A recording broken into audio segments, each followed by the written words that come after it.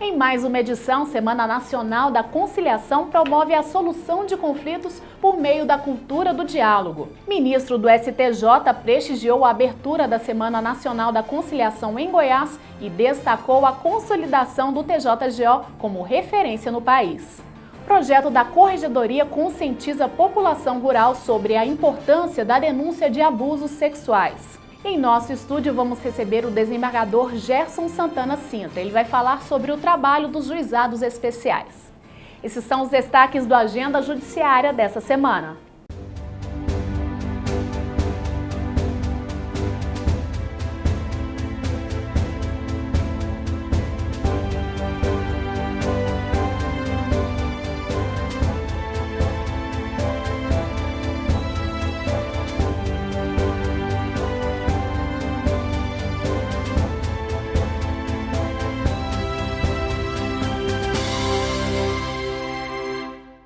O Tribunal de Justiça do Estado de Goiás realizou mais uma edição da Semana Nacional de Conciliação. Confira. A abertura do evento foi realizada em Goiânia pelo presidente do TJGO, desembargador Leobino Valente Chaves, e o juiz coordenador do Núcleo Permanente de Métodos Consensuais de Soluções de Conflitos, Paulo César Alves das Neves. Consolidado como referência no cenário nacional de conciliação, o Tribunal de Justiça de Goiás concentrou esforços de mais de 600 pessoas para o atendimento do público. Deste total, 50 magistrados se revezaram na homologação de acordos. Combinar, acordar e harmonizar estão entre os significados da palavra conciliação. O objetivo aqui é conscientizar a população sobre a importância da cultura do diálogo para finalizar de forma ágil e justa conflitos entre as partes. Acreditando nessa proposta, milhares de pessoas procuraram os locais de conciliação em Goiânia e no interior em busca de soluções para seus conflitos. As audiências foram feitas por 200 conciliadores voluntários que atuaram sem qualquer remuneração. Uma força de trabalho formada principalmente por estudantes de cursos superiores variados. Foram realizadas oitivas de ações ajuizadas ou não, que envolviam questões das áreas civil, família e penal de menor potencial ofensivo. Participaram da iniciativa grandes litigentes, foram mais de 500 intimações de empresas de telefonia, 2.000 de bancos, 600 da Saneago e 2.500 de DPVAT. O desembargador presidente destacou a importância do TJGO em incentivar esse tipo de ação que promove mais celeridade e eficiência ao Poder Judiciário. Agilizam, através da conciliação, as prestações judicionais daqueles processos que as partes têm disposição para fazer acordo, e o resultado é sempre muito eficaz e benéfico. Melhora sobremaneira a prestação adicional, traz mais divisas também na situação para os estados e municípios, como fizemos também no caso das execuções fiscais, com arrecadações e escoamento dos processos, acumulação dos processos, de forma que é uma satisfação para nós iniciarmos isso por Goiás, com a presença de um dos grandes coordenadores, que é o ministro Buzzi, que está conosco neste momento. E a abertura da Semana de Conciliação em Goiás foi prestigiada pelo ministro do Superior Tribunal de Justiça, Marcos Buzzi. Marco Buzzi representou o presidente do Superior Tribunal de Justiça, o ministro Francisco Falcão. Na ocasião, Buzzi ressaltou a atuação do Tribunal de Justiça de Goiás como uma referência para a conciliação em todo o país. Goiás é o estado que proporcionalmente mais realiza composições em todo o Brasil. É o estado que está pontuando, está liderando a velocidade de instalação dos Sejuscs, não é? E, portanto, estamos aqui muito em razão também disso, para prestigiar, para reconhecer, para incentivar e para parabenizar o cidadão do nosso estado, que é pujante nessa iniciativa. Ou seja, temos aqui um cidadão que é preocupado com a pacificação social. O ministro afirmou ter convicção de que a conciliação é um ato de cidadania e o melhor caminho para a paz. Essa maneira de resolver esses problemas, as partes por si propondo meios de composição, essa maneira faz a pacificação social. E essa maneira eu creio que é a única que resolva o conflito sociológico. Sentença não resolve conflito sociológico. Processo não resolve conflito sociológico. O que resolve o conflito real, de verdade, entre as pessoas, é uma boa composição, é o acordo, é a conversa, é a pacificação social. Colocando essas ideias em prática, o ministro acompanhou o presidente do TJGO, Leobino Valente Chaves, no aconselhamento às partes em bancas de conciliação realizadas no Shopping Estação Goiânia. A atitude surpreendeu a população e advogados presentes.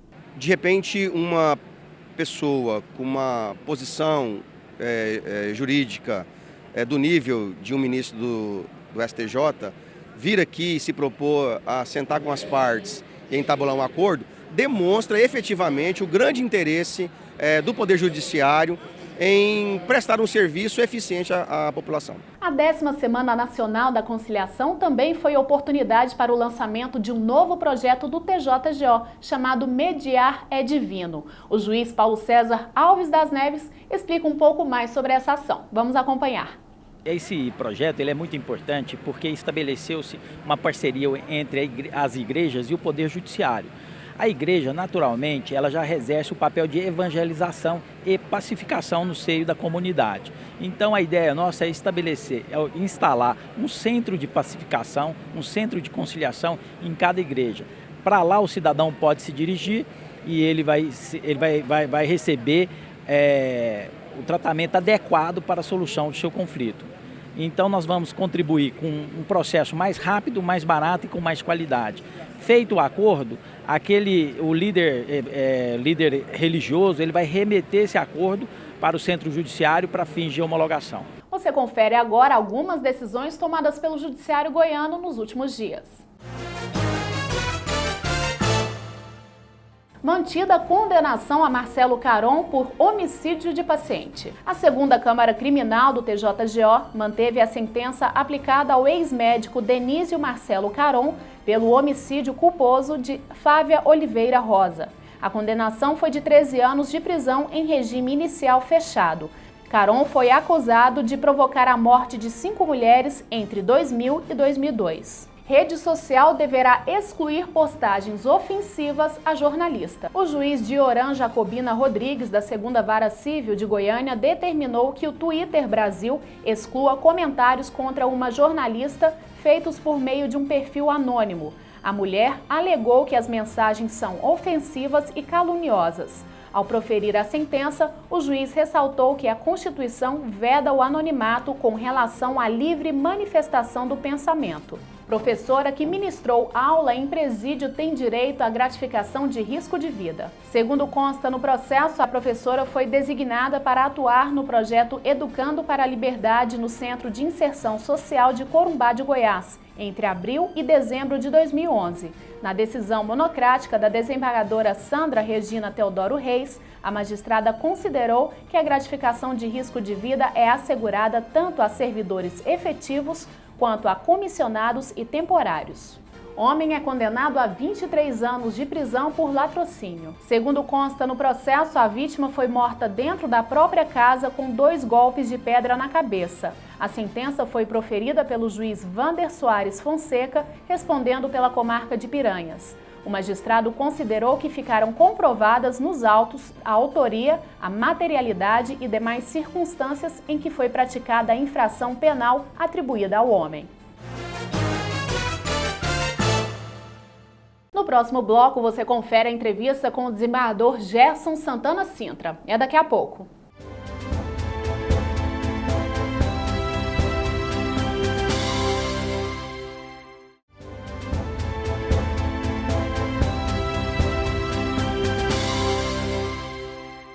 Fique agora com o quadro Justiça em Foco. O nosso convidado no quadro Justiça em Foco de hoje é o desembargador Gerson Santana Sintra, que é coordenador do Sistema de Juizados Especiais e Turmas Recursais aqui do Estado de Goiás. Desembargador, seja bem-vindo. Muito obrigado, bom dia a todos. Bom, primeiro a gente quer fazer uma introdução do que são os juizados especiais e turmas recursais. O senhor pode fazer isso para a gente? Pois não, os juizados especiais foram criados pela Lei 9.099, já fez aniversário agora de 20 anos. Algumas comemorações foram feitas aqui no Estado de Goiás, inclusive com a presença da ministra corregedora do CNJ, né? mas foram criados pela Lei 9.099 para a resolução dos problemas de menor gravidade, não é? E também valorando as causas. Então, as causas até 60 salários mínimos são resolvidas pelos juizados especiais. As de maior valor vêm para a Justiça Comum. Mas os juizados têm, desde que foram criados, têm mostrado por que vieram, né? Muitos processos são resolvidos em todos os juizados do Estado de Goiás com a celeridade desejada, né? Então tudo é resolvido de forma rápida nos juizados especiais, sejam eles cíveis, sejam eles criminais. Desembargador, uma prova dessa eficiência seria esse aumento na demanda, ou seja, a sociedade ela acredita no juizado especial e tem procurado bastante, né? Essa demanda tem aumentado. Com certeza, porque a celeridade nos juizados especiais é bem maior do que na Justiça Comum, não é? Nós temos todo um procedimento a ser adotado aí pelo Código de Processo Civil, não é? E quando todo o procedimento adotado nos juizados tem foco especial só na Lei 9.099. São poucos artigos, né? Então o processo segue com a celeridade bem maior nos juizados especiais. E aqui em Goiânia são 11 juizados especiais. De que forma esses processos são divididos, desembargador? De que forma que eles são distribuídos? Eles são distribuídos eletronicamente. Antes, há uns 2 ou 3 meses atrás, a distribuição era feita por setor, não é? Mas para evitar uma série de constrangimento para as partes envolvidas ou que procuram juizados especiais, nós procuramos fazer essa distribuição eletronicamente. De repente até uns acúmulos também, né? Que tem certas áreas que têm uma demanda muito maior. Muito maior e às vezes o advogado, não a parte, não é? Por exemplo, que iria entrar com ação de indenização contra uma empresa de telefonia, ele estava escolhendo, não é, o juiz que estava aplicando uma indenização maior, independentemente de onde o cliente deles estava residindo. E às vezes até, não é, fornecendo informação errada do endereço do cliente. Certo. Não é? Então, para resolver uma dessas situações, ou situações dessa natureza, é que se resolveu fazer a distribuição eletronicamente. E como que o trabalho dos juizados especiais tem sido visto pela atual administração? Nós tivemos agora recentemente até reuniões, né, para fazer uma troca de experiências, né, entre os servidores desses juizados. Perfeito. Como eu disse para vocês, para você, Marina, os juizados funcionam magnificamente bem, não é? E eu creio que seja a menina dos olhos do presidente da presidência do tribunal. A ministra Nancy Andrighi faz um esforço enorme no sentido de proporcionar melhores condições ainda aos juizados especiais. Olha, agora o Tribunal de Justiça criou uma resolução, né, para o concurso aí de juízes leigos. São 120 cargos, e esses juízes leigos irão auxiliar sobremaneira a esses juizados mais sobrecarregados de processo. Certo. Então nós já estamos numa primeira fase agora já de seleção, já acionamos o desembargador Amaral, que é o presidente da Comissão de Seleção e Treinamento, para que dê agilidade a esse concurso. Quero ver se a gente começa a realizá-lo ainda neste ano. Publicação de edital, essa coisa toda. Mas funciona, os juizados funcionam de uma maneira muito boa. Já que o senhor falou dessa expectativa desse concurso, né, a gente pode falar também sobre as expectativas para 2016. Entre as expectativas, é essa realmente ter esses novos servidores? Com certeza absoluta. Eu acredito que até o mês de março, abril, no mais tardar, né, nós já estaremos com essa seleção realizada, se Deus quiser. Certo. Só para a gente finalizar, como é que foi essa reunião recente que em novembro, né, de 2015 que tivemos com os titulares dos juizados especiais e também com o diretor do foro aqui de Goiânia, Dr. Wilson Dias? Foi ótima a reunião. Repassamos para todos os juízes que fizeram presentes preocupações por parte da Ordem dos Advogados do Brasil, no que diz respeito a determinados juizados. Por exemplo, eles reclamam que está demorando a assinatura em alvarás, não é? Alguns conciliadores não estão exercendo de forma eficiente a conciliação entre as partes. Então, todos esses anseios, todas essas preocupações da Ordem dos Advogados do Brasil em audiência pública foram levadas a todos os juízes. Certo. Mas o objetivo daquela reunião era uma adoção de boas práticas nos juizados especiais.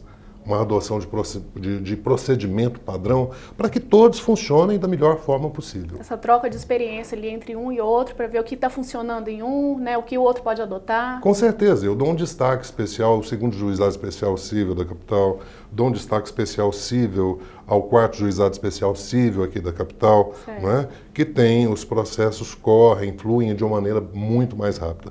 Então essa reunião teve esse caráter, adoção de boas práticas, uma boa gestão por parte do juiz dentro do juizado especial. Para quê? Para que ganhe o jurisdicionado. Melhorar o atendimento, melhorar a celeridade dos processos em curso nos juizados especiais, sejam eles cíveis, sejam eles criminais. Mas os juizados estão funcionando de forma magnífica aqui na capital, com certeza absoluta.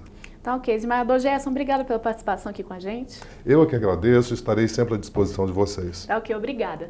Esse foi o Justiça em Foco de hoje, até o próximo. Confira a agenda de eventos do TJGO para a próxima semana.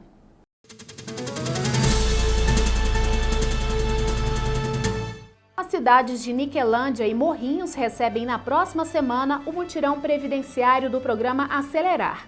Cerca de 550 audiências devem ser realizadas entre os dias 30 de novembro e 4 de dezembro. O programa Acelerar tem como objetivo criar meios eficientes e eficazes de abreviar o julgamento de ações repetitivas e complexas.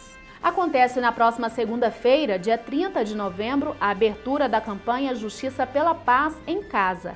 A solenidade acontece em Rio Verde. A iniciativa está em sua 3ª edição e busca priorizar demandas de processos relacionados à violência de gênero e acelerar o trâmite judicial.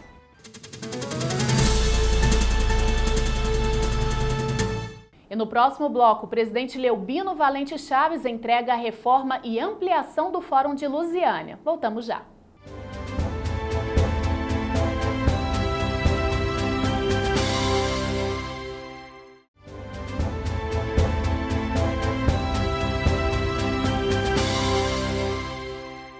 O projeto da Corregedoria conscientiza a população de Cavalcante, no interior de Goiás, sobre a importância da denúncia de casos de abusos sexuais. Confira na reportagem de Giovanni Gomes e Aguinaldo Teixeira. Esse abuso sexual aconteceu comigo. Eu estava entre 11 e 12 anos de idade. E isso aconteceu foi com meu pai. Ele falava, eu vou te dar tanto para você comprar uma roupa para você. E eu sempre dizia não, mas mesmo eu dizendo não, ele fazia aquilo comigo. Ele me ameaçava, ele me batia. Cercada por serras, Cavalcante fica a mais de 500 quilômetros de Goiânia. A população da cidade é formada basicamente por negros de origem calunga. Em abril deste ano, a região ganhou destaque na mídia depois da denúncia de inúmeros casos de abusos sexuais contra crianças. Para ampará-las, o Tribunal de Justiça do Estado de Goiás, por meio da Corregedoria Geral da Justiça, criou o Projeto Escuta. Nossa equipe tem estado constantemente na comarca de Cavalcante, buscando informações e buscando aperfeiçoar o projeto, um retorno do que já foi feito, efetivamente falando. E lá nós constatamos que as pessoas parecem que estão mais conscientes da necessidade de se denunciar essa espécie de abuso, de não omitir das autoridades essa prática abominável, e também constatamos a diminuição do número de ocorrências nesse aspecto. O Projeto Escuta tem o objetivo de conscientizar a população com a distribuição de cartilhas educativas e fortalecimento da rede de proteção para a denúncia de casos de abusos sexuais. Psicólogas e assistentes sociais vão até as escolas da região, levando conhecimento a essas crianças que por diversas vezes são vítimas e permanecem caladas. Eu falei, mãe, quando eu estava acho que eu não estava nem com 12 anos ainda. O meu pai, ele estava fazendo sexo comigo e ele pediu para mim não contar para ninguém. Eu não falei até hoje para a senhora e nem para qualquer outra pessoa porque eu tinha medo dele me matar, eu tinha medo de morrer. Depois disso, a gente foi no José lá no fórum. Então eu recebi uma intimação da Polícia Civil e eu fiquei com muito medo, mas chegando lá eu falei a verdade, sabe? E daí eles fizeram um documento lá que ia atrás do meu pai. Cavalcante tem pouco mais de 10 mil habitantes. É uma das regiões mais pobres do estado. A falta de conhecimento por parte da população faz o município entrar em uma estatística assustadora. Casos de abusos sexuais contra crianças são elevados e, ao mesmo tempo, silenciados. Hoje, no Fórum da Comarca, existem mais de 30 processos relacionados a esse tipo de crime. Mas esse número está longe de representar a realidade local. O que acontece é que ao final da nossa palestra a gente pergunta: você conhece alguém ou você já foi vítima de algum tipo de abuso? E em todas as turmas, no mínimo 5 a 8 pessoas levantam a mão e às vezes no final eles vêm conversar e vêm dizer que sofreram abuso ou que uma prima está sofrendo abuso. Ou seja, dos casos que estão registrados aí no fórum e que estão com processo em andamento, eles não significam, eles não retratam a realidade. Por quê? Porque a maioria dos casos não chegam a gerar um boletim de ocorrência, não chega a se transformar num processo. Era noite quando as representantes da Corregedoria Geral da Justiça visitaram o Colégio Estadual Elias Jorge Cheim. A sala de aula virou um auditório improvisado.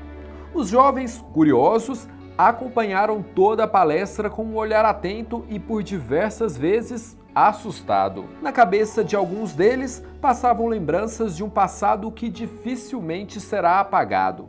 O vídeo no telão conta a história de crianças que foram abusadas e não se calaram. Ali, em meio a tantas dessas meninas, muitas fazem o caminho contrário, ficam mudas diante do abuso. Eu tenho mais 3 irmãs que estão com meu pai. E assim, eu não sei o que está acontecendo com ela, mas ela está recebendo, como fala, ameaça. Eu quero trazer minha irmã para cá e eu tenho medo também de acontecer alguma coisa ruim com ela. Que, assim, eu não tô lá pra ver o que tá acontecendo, mas eu quero muito ajudar ela. E, assim, outras pessoas também. Na manhã seguinte, a equipe viajou cerca de 30 quilômetros até o engenho Vão do Moleque. O povoado ainda lembra antigas comunidades habitadas por negros e que muitas vezes fugiam da escravidão. As crianças, em sua maioria, são pequenas demais para entender do assunto. A abordagem é diferenciada para que elas entendam a mensagem. Com as crianças menores, nós usamos uma linguagem que seja do conhecimento delas, sem ser invasivo, sem trazer um conhecimento que não está na hora. Mas a gente traz a questão do carinho, principalmente, né? As professoras até tentam abordar o assunto, mas para algumas famílias se tornou tabu. Eu achei legal, ótimo ter essa palestra com as crianças, né, para orientar mais elas, né? Porque só a gente só falando, eles não, talvez nem acreditam bem, né? Diante de tantos casos e poucas denúncias, o Tribunal de Justiça do Estado de Goiás vai continuar a investir em ações para tornar públicos crimes como esses.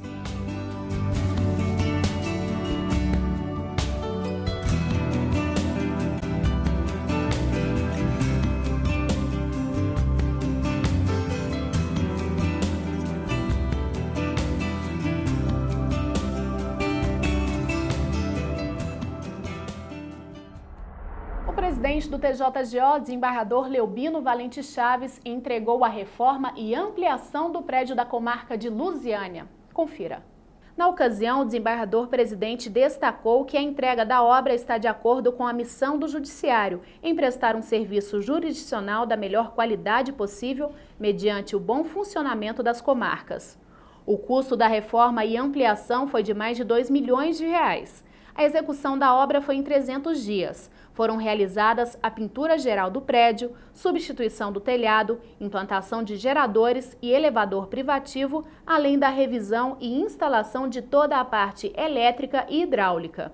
Também foi implantado o sistema de segurança e adaptação do prédio a portadores de necessidades especiais. Em agradecimento, a diretora do Foro de Lusiânia, Flávia Moraes Nagato, entregou uma placa de homenagem ao desembargador-presidente. O espírito natalino chegou ao Tribunal de Justiça do Estado de Goiás. Servidores e visitantes puderam conferir as peças expostas no Bazar de Natal. A artesã Deli Duarte apresentou no hall do Tribunal de Justiça do Estado de Goiás peças voltadas para a decoração de Natal. Foram mais de 300 objetos que estiveram à venda no Bazar Natalino. Algumas peças eu tenho forma, são todas de gesso, e muitos gesseiros que me fornecem, que eu já sou freguesa de há muito tempo, eu vou e escolho as que eu mais gosto, que eu mais aprecio, um tamanho bom, tanto para o Natal quanto para uma arte decorativa numa residência. Então, mesmo passando um Natal, você não tem obrigação de guardar aquela peça. Ela pode permanecer dentro do ambiente da casa decorativo. As peças começaram a ser criadas em agosto. O trabalho conta com detalhes na pintura e colagem de pedras. As peças foram feitas exclusivamente para o bazar. Vamos ver agora os concursos públicos abertos no Poder Judiciário.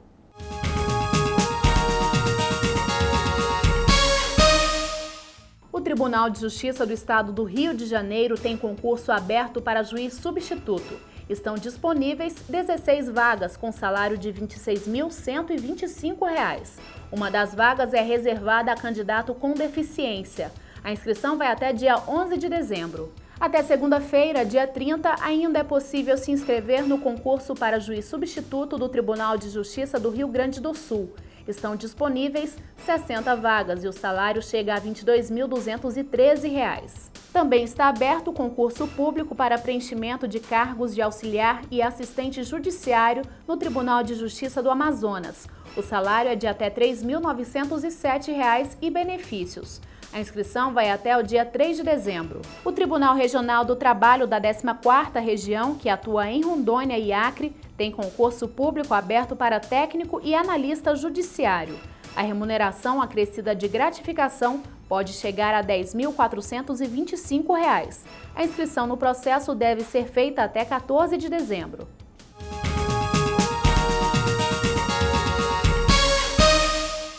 E termina aqui mais uma edição do Agenda Judiciária. Uma ótima semana para você e até o próximo programa.